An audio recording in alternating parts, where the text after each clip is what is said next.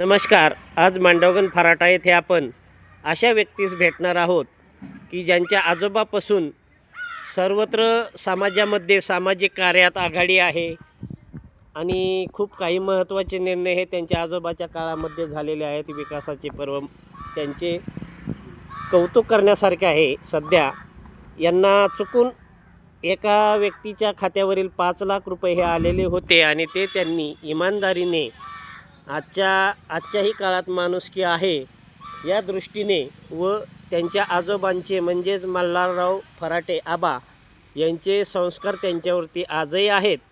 हे आज त्यांनी या उपक्रमातून दाखवून दिले. आजच्या काळात जर एखाद्याला मोबाईलचे 300 रुपयाचे व्हाउचर जर चुकून गेले तर ती व्यक्ती समोरील व्यक्ती सांगते तुमच्याकडनं चूक झालेली आहे, मी काही पैसे परत पाठवू शकत नाही. परंतु या ठिकाणी मात्र यांनी जे 5 लाख रुपये हे आपल्या मुलाच्या अकाउंटवर अथवा त्यांच्या अकाउंटवर जे आले ते त्यांनी त्या व्यक्तीला स्वतःहून संपर्क करून ते पैसे परत देण्यासाठी त्यांना बोलावून घेऊन ती रक्कम त्यांना ताब्यात दिली. त्याबद्दल त्यांचे आज आपल्या मांडवगण फराटा परिसरात तसेच जिल्ह्यामध्ये कौतुक होत आहे. त्याबद्दल आपण त्यांचे विचार ऐकून घेणार आहोत. आणि त्याचबरोबर आजही माणुसकी आहे, आजही इमानदारी आहे हे या उपक्रमावरून व या अनुभवास येते. त्यासाठी त्यांचे कौतुक व अभिनंदन करणं ही आपली सामाजिकदृष्ट्या जबाबदारी आहे. त्या दृष्टीने आम्ही आज त्यांना भेटत आहोत. नाव सांगा आपलं. नमस्कार.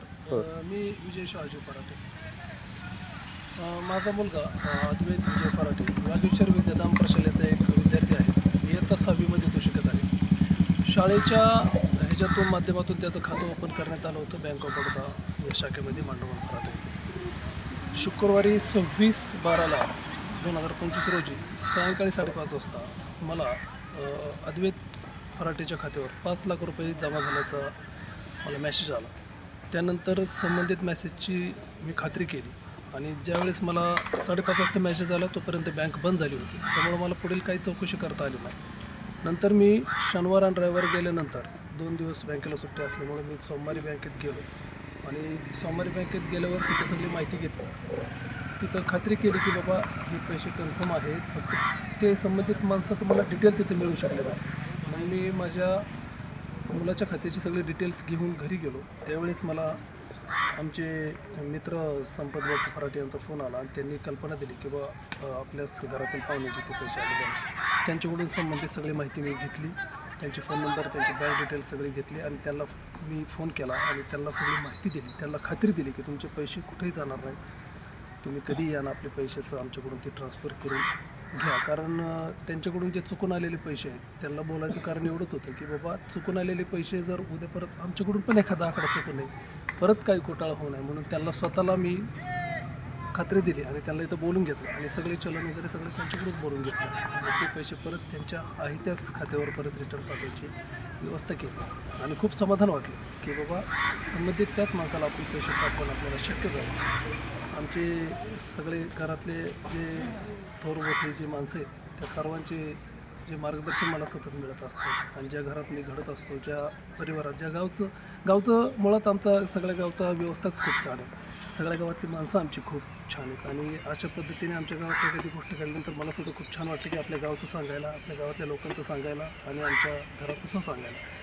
आमचे मल्हारराव असतील, आमचे दादा पाटील असतील, आमच्या सर्व या मार्गदर्शनाखाली, या प्रमुख लोकांच्या मार्गदर्शनाखाली मी सगळं काम करत असतो आणि मी खूप आभारी मानतो आपल्या सर्व पत्रकार बंधूंचे, मीडियाचे. आपल्या सर्वांचं ऋण व्यक्त करतो. आपण एवढी मोठी प्रसिद्धी दिली आणि हे सांगायचा उद्देश एवढाच होता की बाबा ह्या विद्यार्थ्यांच्या दशेमध्ये आज तो 6वीला शिकतो हा विद्यार्थी शाळेमध्ये हा चांगला मेसेज जावा, विद्यार्थ्यांना हे सगळं कळावं. प्रामाणिकपणाचं कौतुक कुठेही होत असतं आणि हा प्रामाणिकपणा सगळ्यांनी जपावा, अंगीकारावा आणि ह्यातूनच चांगला समाज आणि चांगला राष्ट्र घडत असतो.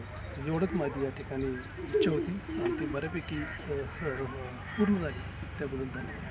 बक्षिसापेक्षाही काही लोक रक्कम देत असताना बक्षीस घेतात, परंतु तुमच्या चेहऱ्यावरून आणि तुम्हाला जो झालेला आनंद आहे हा बक्षिसापेक्षाही खूप अनमोल आहे. आणि यातून एक मात्र आपली कौटुंबिक संस्कृती, आपल्या थोरांचे जे पूर्वजांचे विचार हे आज सर्वसामान्य समाजाला अनुभवास येतात. हे अतिशय महत्त्वाचे आहे. याबद्दल आपल्याला काय वाटतं? हा जो आनंद आज आपल्याला झालेला आहे, हा कुटुंबाला आपल्याला हा खूप अनमोल आहे, त्याबद्दल काय वाटतं? बक्षिसापेक्षा आनंद महत्त्वाचा की बक्षीस दिलेलं महत्त्वाचं? कौतुकाची थापच तेवढी महत्त्वाची असते.